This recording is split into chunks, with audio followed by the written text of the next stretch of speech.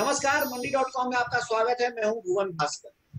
मंडी.com में आज हम बात करने वाले हैं खेती में तकनीक के इस्तेमाल। जैसे जैसे किसानों में जागरूकता बढ़ती जा रही है और किसानों के लिए फाइनेंसिंग की राह पहले से ज्यादा आसान होती जा रही है, वैसे वैसे खेती में तकनीक का इस्तेमाल भी हर स्तर पर बढ़ता जा रहा है। लागत कम करने और उत्पादन बढ़ाने के लिए कई तरह की तकनीकों का इस्तेमाल होने लगा है, लेकिन आज के एपिसोड में हम अपनी चर्चा को तमाम तकनीकों पर न ले जाकर सीमित रखेंगे एक खास तकनीक पर, जिसे कहते हैं संरक्षित खेती यानी प्रोटेक्टेड कल्टीवेशन। और इस विषय पर बातचीत करने के लिए आज के अंत में जिन दो विशेषज्ञ मेहमानों को हमने अपने साथ जोड़ा है, उनसे आपका हम परिचय करा देते हैं।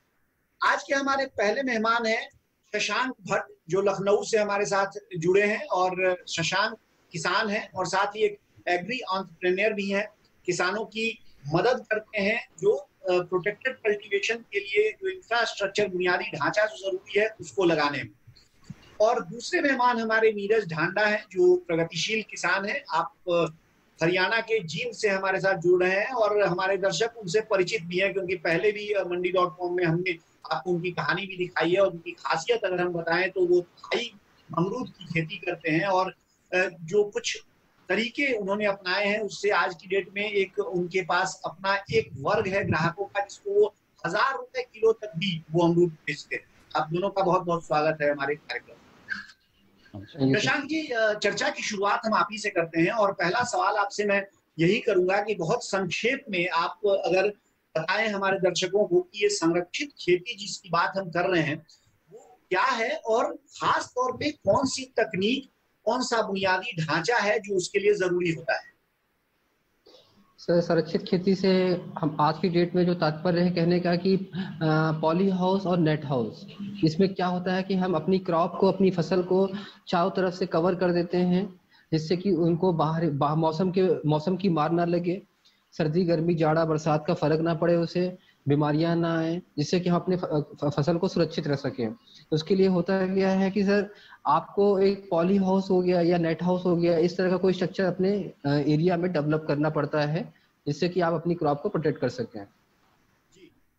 और शशांक, इसके साथ जैसे मैंने एक बात कही कि ठीक है, जो पॉली हाउस हो गया, उसके साथ कुछ और तकनीक, कुछ और उपकरण, जैसे मैं आपको बताऊं मल्चिंग है, या जो कि शायद प्रोटेक्टेड खेती के अंदर नहीं आता है, लेकिन जब आप नेट हाउस का इस्तेमाल करते हैं तो आप ड्रिप इरिगेशन का इस्तेमाल करते ही हैं, मल्चिंग आपको करना ही पड़ता है।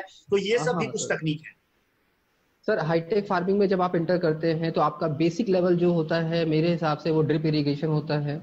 उसके बाद आप होता है कि मल्चिंग लगाइए। मल्चिंग लगाने से आपका वीड नहीं आता है। ड्रिप आपका बूंद बूंद जब आपकी क्रॉप को जाता है तो वो आपके फसल को दुगनी ताकत से उसको डेवलप करता है, प्रोडक्शन बढ़ाता है, आपका मेंटेनेंस कम करता है, आपके खर्चे कम हो जाते हैं। जहाँ पे मैं एक छोटा सा एग्जांपल देता हूँ। मैं किसान के यहाँ गया था एक बार, तो वो 1 एकड़ की इरिगेशन करने के लिए, फ्लड से इरिगेशन करने के लिए तकरीबन 12 घंटे पानी चलाता है। और प्लस वो अपना फड़वा लेके वहां पे लगातार खड़ा है कि मेरे इस पार्ट से इस पार्ट में पानी जाना है तो अब मुझे मेड़ काटना पड़ेगा। और मतलब टोटल 12 घंटे लग रहे थे उसको 1 एकड़ का इरिगेशन करने के लिए। आज की डेट में ड्रिप इरिगेशन से अगर आप चाहें तो 1 एकड़ का इरिगेशन आधे घंटे में कर सकते हैं, तो जो कि बहुत ही बेनिफिट है। जी जी। नीरज, आपसे अब मैं थोड़ा समझूंगा, क्योंकि आप खेती तो बहुत लंबे समय से कर रहे हैं, लेकिन अभी बहुत हाल में आपने भी प्रोटेक्टेड कल्टीवेशन की ओर अपने कदम बढ़ाए हैं। मैं समझना ये चाहता हूँ कि आप एक सफल खेती कर रहे थे, आप सफल किसान पहले से ही थे, बहुत बढ़िया आपकी खेती पिछले 5-6 साल में आपने अपने टर्नओवर को, मुझे लगता है कि कई गुना बढ़ाया है। और जिस तरह से ग्राहकों को तक आप पहुंचे हैं, एक डायरेक्ट फार्मिंग, डायरेक्ट मार्केटिंग में आपने एक मुकाम हासिल किया है। लेकिन इसके बावजूद आपको क्या जरूरत पड़ी, कौन सी ऐसी जरूरत थी आपकी खेती में जो आपको लगा कि प्रोटेक्टेड फार्मिंग की ओर आपको जाना चाहिए? मैं आपको बताऊं, मेरे सवाल का मतलब केवल ये है कि आप ये किसान जो हमारा कार्यक्रम देख रहे हैं उनको ये बता सकें कि आखिर कौन सी ऐसी खेती है या कौन सी ऐसी जरूरतें या कमियां हैं जिनके कारण की संरक्षित खेती की ओर बढ़ने की जरूरत है। आज के दिन जो ओपन फार्मिंग है उसमें खर्चा बहुत ज़्यादा है। क्वालिटी प्रोड्यूस फार्मर नहीं ले सकता है, क्वांटिटी के ऊपर भी बहुत असर आता है। प्रोटेक्टेड खेती के अंदर इन चीज़ों की दिक्कत नहीं होती। पौधे को बायोटिक स्ट्रेस नहीं होता है, खर्चा बहुत सीमित रहता है। टेक्नोलॉजी मल्चिंग है, मल्चिंग से जो भी न्यूट्रिशन हम दे रहे हैं, जो भी हम पानी दे रहे हैं, कम मात्रा में पानी लगता है, कम मात्रा में खाद लगती है और सही रेशो में हम उस खुराक को देते हैं, जिससे पौधा अच्छे तरीके से फलता फूलता है। एंड रिजल्ट जो फ्रूट का है वो बहुत ही अच्छा आता है, जो कस्टमर को प्लीज करता है और अच्छा पैसा कस्टमर से फार्मर ले सकता है। ये चर्चा हमारी जारी रहेगी। जो अभी तक की हमारी चर्चा हुई, इससे इतना तो समझ में आ गया कि जब हम संरक्षित खेती करते हैं तो दो चीजें बहुत खास तौर से फायदा किसान को होता है। एक तो उसकी गुणवत्ता जो उपज की है उस पर उसका पूरा नियंत्रण होता है, और दूसरा कि उसका जो संसाधन उसके लगते हैं, जैसे जितनी घंटे की बिजली चाहिए, जितना पानी चाहिए, उसमें बहुत बड़ी कटौती वो करने में सफल होता है। आगे कार्यक्रम में और कई दूसरे पहलुओं पर हम बात करेंगे इस खेती की, लेकिन फिलहाल वक्त हो गया है एक छोटे से ब्रेक का। बने रहिए हमारे साथ, देखते रहिए मंडी डॉट कॉम।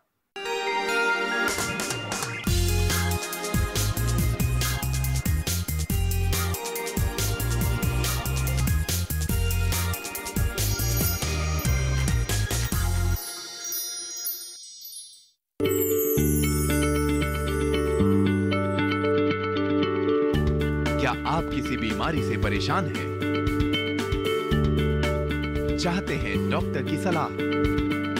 तो हम हैं आपके साथ, बताएंगे आपको जीने की राह। समस्याएं आपकी, समाधान देश के मशहूर विशेषज्ञों के। घर बैठे बात करें देश के जाने माने डॉक्टरों से। हमारे लाइव प्रोग्राम स्वस्थ किसान में हर शनिवार शाम 6 बजे से 7 बजे तक। बीमारियों से कैसे बचेगी फसल? मवेशियों की मुश्किलों का क्या है हल? कहां से लाएं बीज, कितनी लगेगी खाद? किसानों के हर फोन का विशेषज्ञ देंगे जवाब। देखिए हेलो किसान लाइव सोमवार से शुक्रवार शाम 6 बजे।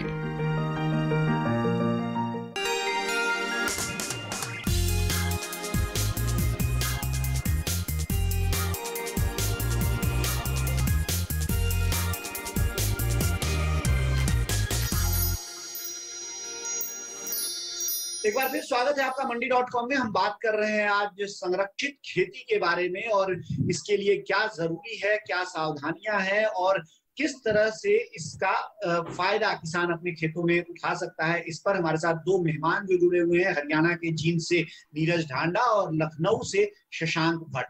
शशांक, बहुत संक्षेप में आप मुझे ये बताइए कि आखिर ये जो संरक्षित खेती है ये किस तरह के किसानों के लिए लाभदायक है? मतलब कि अगर हम बात करें कि अनाज की खेती है, तिलहन की खेती है, दलहन की खेती है, फिर हॉर्टिकल्चर है, फल और सब्जियां उसमें हैं, तो अगर एक वर्गीकरण हम करें तो किस तरह के किसानों के लिए ये जो खेती है वो खास तौर पे लाभदायक है?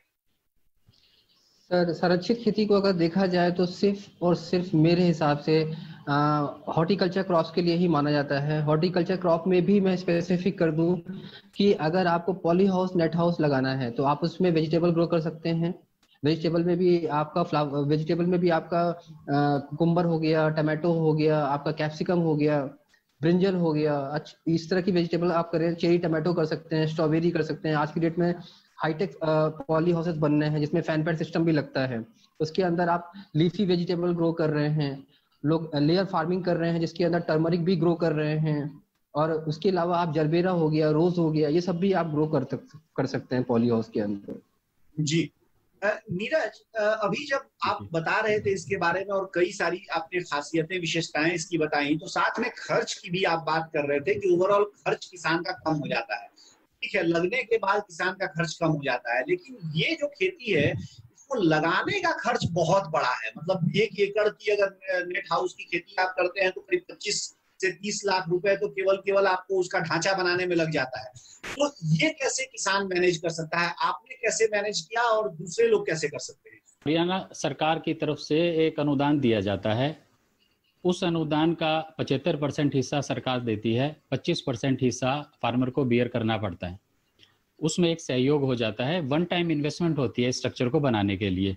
लेकिन इन फ्यूचर इसमें जो रख रखाव और क्वालिटी हर चीजों में ग्रो करें तो इसमें फार्मर को बेनिफिट होता ही है, क्योंकि बाहर का जो आंधी है, तूफान है, वो सारी चीजें बचती हैं और अच्छी क्वालिटी और मैक्सिमम 1 ग्रेड की क्वालिटी फार्मर उसमें तैयार कर लेता है। इसमें फार्मर को जो सबसे बड़ी चीज नहीं है वो ये रखनी है, जो सरकार की तरफ से गाइडलाइन इशू होती हैं जिस भी कंपनी को उस स्ट्रक्चर को बनाने के लिए, उसमें फार्मर उस गाइडलाइन को डे टू डे फॉलो करे। जैसे हमको अपने मकान की नींव भरते हुए फॉलो करनी होती है, ऐसे ही ये स्ट्रक्चर फार्मर का एक मकान है। फाउंडेशन लेवल से ही फार्मर को कितना पिट बनेंगे, किस साइज के पिट बनेंगे, कितना स्ट्रेंथ है, उस गाइडलाइन के अनुसार अगर फार्मर इन चीजों को फॉलो करेगा तभी चीजें सही रहेंगी। हर चीज, हर मटेरियल गाइडलाइन के अनुसार फॉलो होना चाहिए फार्मर का।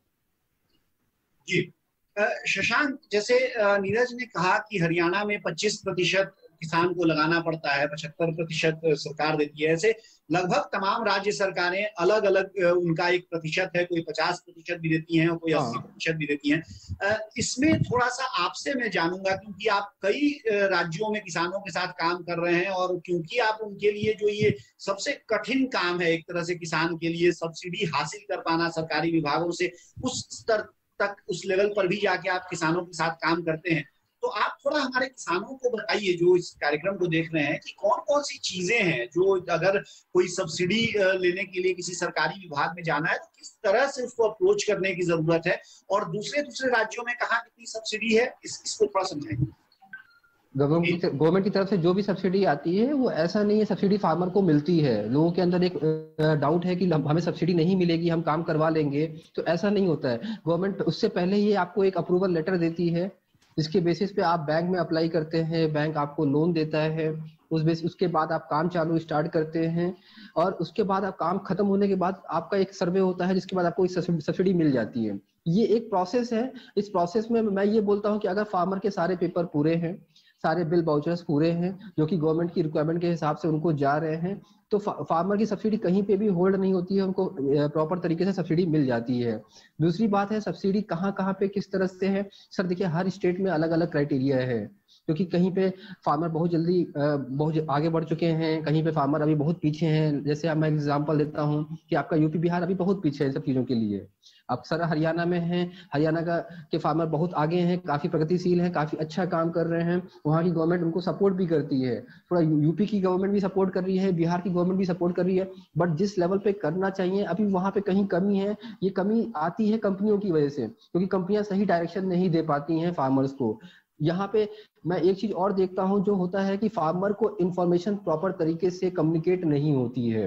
अगर फार्मर को हर चीज की इंफॉर्मेशन सही तरीके से हो, डिस्ट्रिक्ट लेवल पे, डीएचओ लेवल पे लोग सही से कम्युनिकेट करें, सही सारी इंफॉर्मेशन दे, पेपर के बारे में सही से बताएं, सही कंपनी का गाइडेंस मिले उनको जो कि उनको सही से गाइड करे कि हाँ भैया ये पेपर पुटअप होंगे, इस तरह से हम आपका थोड़ा सा ट्रांसपेरेंसी भी होती है, जैसे फार्मर के बीच में और कंपनी के बीच में ट्रांसपेरेंसी होती है कि हाँ हम इस तरह से काम करेंगे, आप इस तरह से काम करेंगे, हमारे आपके बीच में इस तरह से एग्रीमेंट होगा काम करने का, जैसे ही काम होगा हम आपको सब्सिडी अवेल करा देंगे। यानी इसको ऐसे समझना चाहिए जो नीरज कह रहे थे, और वो मुझे लगता है कि उसी को एक बहुत अच्छी बात नीरज ने कही कि जब किसान अप्रोच करता है किसी बुनियादी ढांचा को खड़ा करने के लिए, चाहे नेट हाउस हो, पॉली हाउस हो, मल्चिंग हो और तमाम जो सब्सिडी पर, तो किसान को यही मानना चाहिए कि जैसे वो अपना घर बनवाता है वैसे ही वो बुनियादी ढांचा खड़ा कर रहा है। तो उसके लिए जो भी उसको पहले पूछताछ हो, अपने क्लिनिक में जा सकता है, गांव के जो दूसरे जानकार लोग हैं उनसे जानकारी हासिल कर सकता है।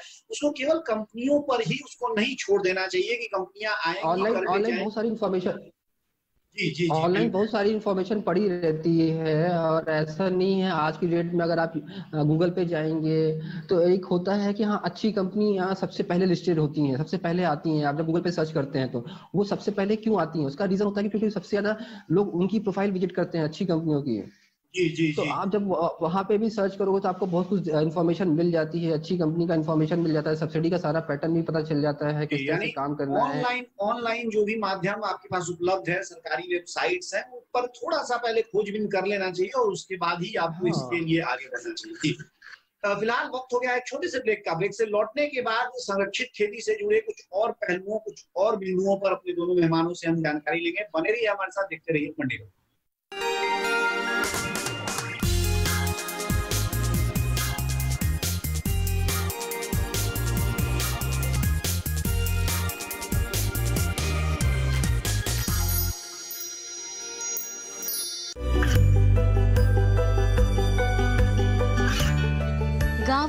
पिछड़े क्षेत्रों में सरकारी योजनाओं की जानकारी पहुंचा।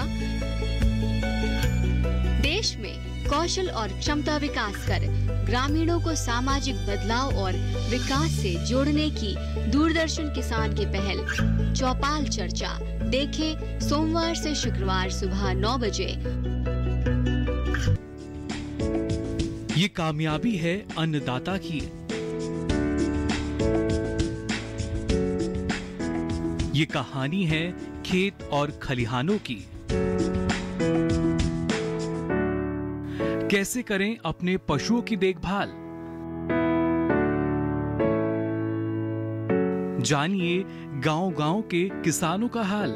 देखिए गांव किसान सोमवार से शुक्रवार दोपहर 12 बजे सिर्फ डीडी किसान पर।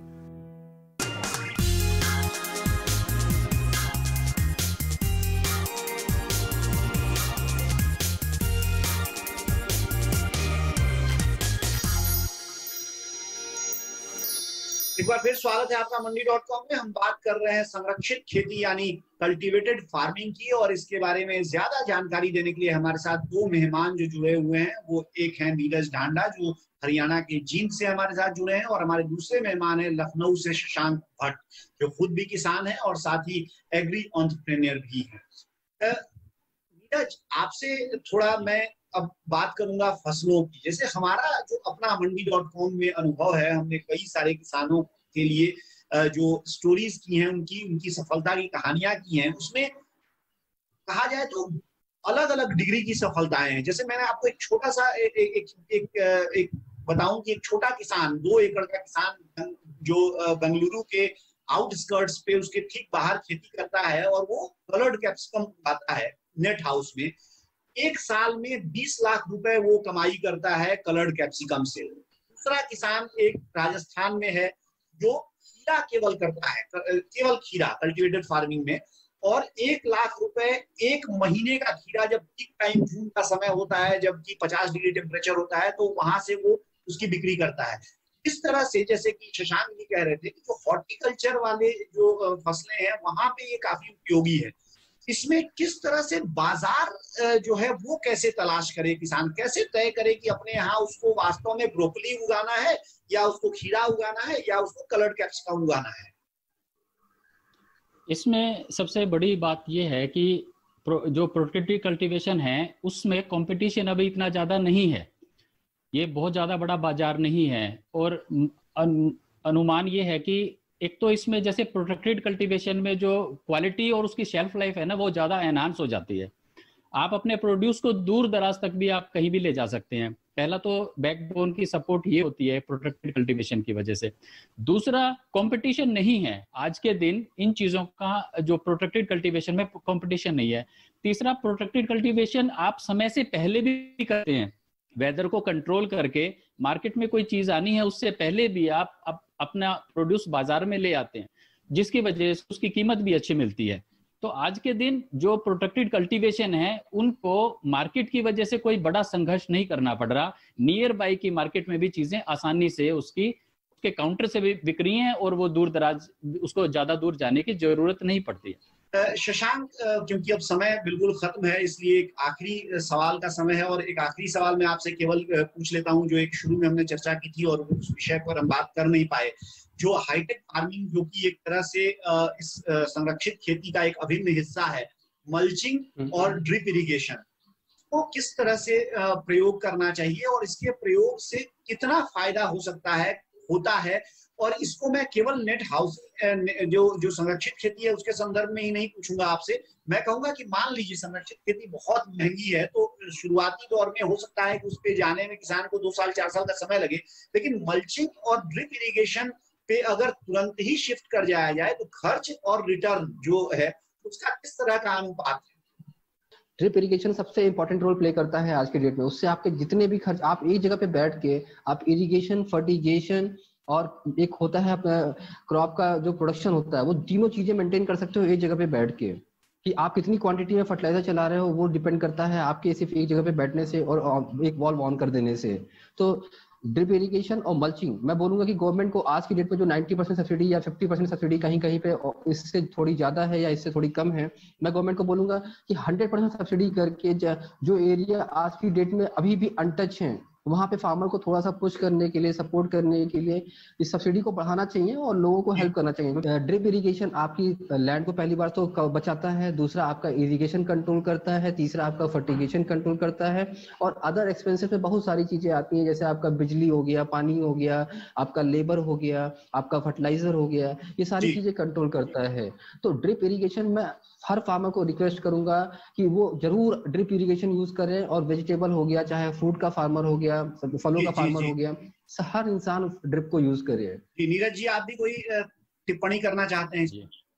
जी, ड्रिप इरिगेशन ओपन फील्ड में भी बहुत कारगर है, जैसे हम ऑलरेडी ऑर्चर्ड लगाया हुआ है हमने, और मल्चिंग उससे भी ज्यादा बेनिफिशियल है। इसमें हमारा फर्टिलाइजर, न्यूट्रिएंट्स की बहुत ज्यादा एक्यूरेसी रहती है और वेस्टेज नहीं होती। एवोपोरेशन को सबसे बड़ा कारण है कि एवोपोरेशन पानी की और फर्टिगेशन की रुकती है मल्चिंग से, क्योंकि बेस तैयार हो जाता है मल्चिंग से। और हम अगर फ्रूट को बैक कर देते हैं तो प्रोटेक्टेड कल्टीवेशन ओपन फील्ड में भी हो सकते हैं with the help of mulching and drip. जी, यानी सीधी सी बात यह है कि संरक्षित खेती, या जो हम नेट हाउस, पोली हाउस की खेती कहते हैं, उस पे जाने में चाहे समय लगना हो, बट इसकी तुलना में अगर देखें तो मल्चिंग और ड्रिप इरिगेशन की खेती जो है बहुत सस्ती है। और इस पर जो हमारे दोनों मेहमान हैं उनका मानना है कि उस पर तो तुरंत किसानों को जाना चाहिए और अपनी हर तरह की खेती में मल्चिंग और ड्रिप इरिगेशन का इस्तेमाल करना चाहिए। इससे बहुत भारी बचत उनकी होगी और साथ ही उत्पादन में बहुत बड़ा एक फर्क उनको देखने को मिलेगा। आप दोनों का बहुत बहुत शुक्रिया हमारे साथ आने के लिए, कार्यक्रम में शामिल होने के लिए और अपनी ये तमाम विचार हमारे दर्शकों से साझा करने। धन्यवाद सर। नमस्कार सर। तो ये थे जींद से नीरज ढांडा और लखनऊ से शशांक भट्ट, जो आज बात कर रहे थे हमसे संरक्षित खेती के बारे में। फिलहाल मंडी.com में अब आज की चर्चा से मुझे दीजिए इजाजत, लेकिन बने रहिए हमारे साथ, देखते रहिए डीडी किसान, क्योंकि डीडी किसान पर कार्यक्रमों और समाचारों का सिलसिला जारी है। आपकी राय हमारे लिए बहुत महत्वपूर्ण है। आप हमारे टोल फ्री नंबर पर कॉल कर सकते हैं और अपनी राय दे सकते हैं। साथ ही आप ईमेल के जरिए भी हमें अपनी राय दे सकते हैं। हमारा ईमेल पता है ncdexmandi@gmail.com।